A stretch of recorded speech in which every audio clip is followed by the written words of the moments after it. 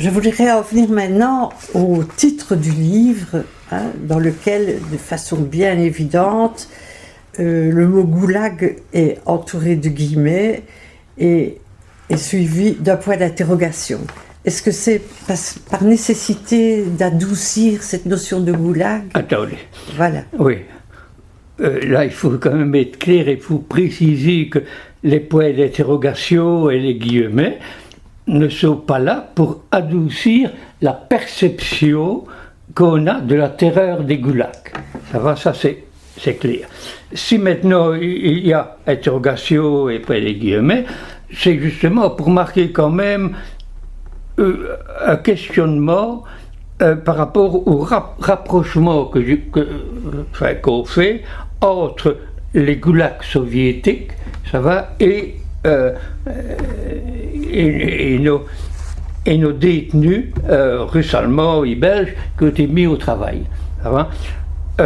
Il y a d'abord une grande différence de proportion et de grandeur. Ça va, les goulags soviétiques ont concerné plusieurs millions de personnes. Ça va. Tandis que nos détenus ont concerné tout au plus, je dirais, quelques dizaines de milliers de personnes. Donc il y a un niveau différent. Et aussi les conséquences pour ces personnes sont souvent quand même très différents. Mais par contre, ce qui m'a interpellé et ce qui a posé, c'est que la finalité des goulags était à la fois de punir et vouloir rééduquer, je dirais, des prisonniers, enfin des détenus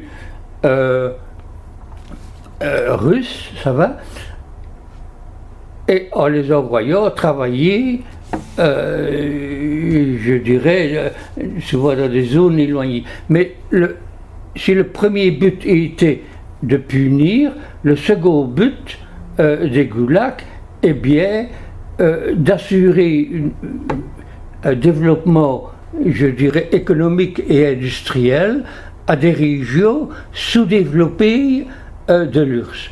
Or, cette définition est, je dirais, à la lettre, la même que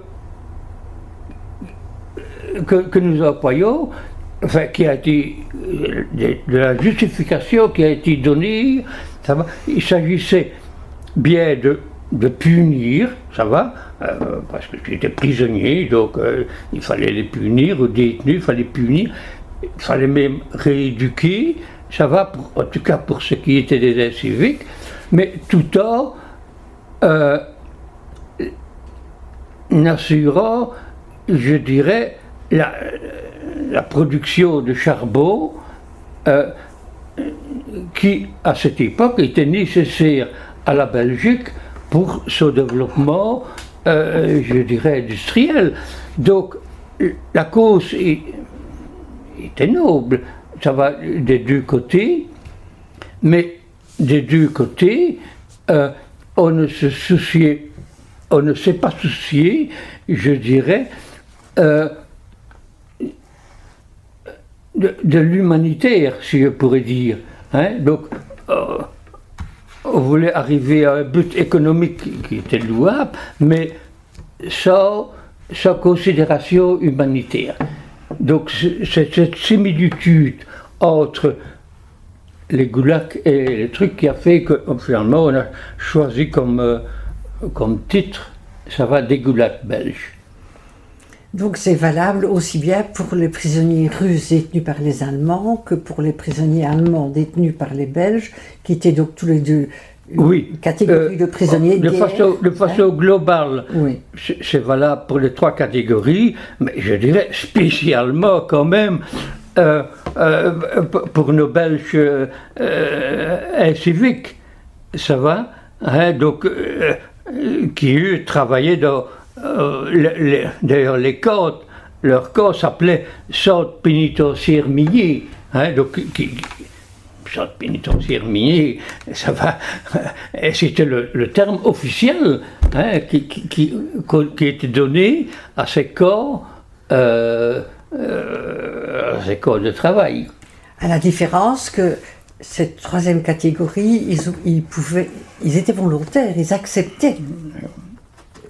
Mais ça, on retrouve aussi ce caractère volontaire entre guillemets, hein, parce que si vous êtes emprisonné dans des conditions effroyables, ce qui était le cas d'ailleurs généralement pour tous ces prisonniers-là, et qu'on vous proposait de manger un peu mieux, d'avoir un peu des meilleures conditions de vie en allant travailler, donc c'était quand même contraint.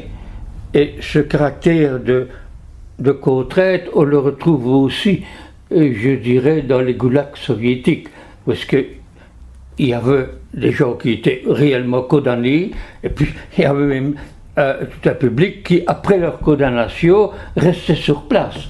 Ça va ?